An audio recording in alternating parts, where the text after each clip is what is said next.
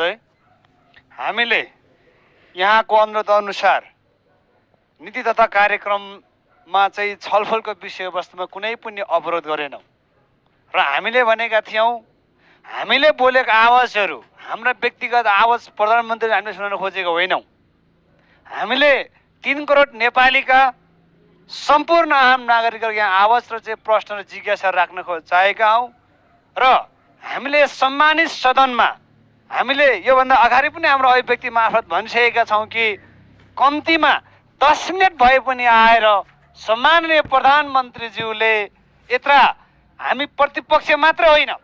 अहिले हामीले चाहिँ भरे पनि देख्यौँ योभन्दा अगाडि चाहिँ आफ्नो चाहिँ यस रोस्टममा कुरा राख्ने क्रममा सत्ता पक्षको चाहिँ सांसद अथवा माननीयहरूको पनि त आफ्नो चाहिँ जिज्ञासाहरू रहेछन्, उहाँले पनि त राख्नुभयो।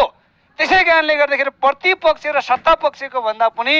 यो 1 वर्ष अथवा यो 1 वर्षभित्र सरकारले कसरी सरकार अगाडि बढ्न चाहन्छ भन्ने विषयमा तमाम नेपाली नागरिकहरू आज चासो र चिन्ताको चाहिँ पक्षमा उभिएको छ। त्यसै कारणले गर्दाखेरि म यस सम्मानित सदनबाट भन्न चाहन्छु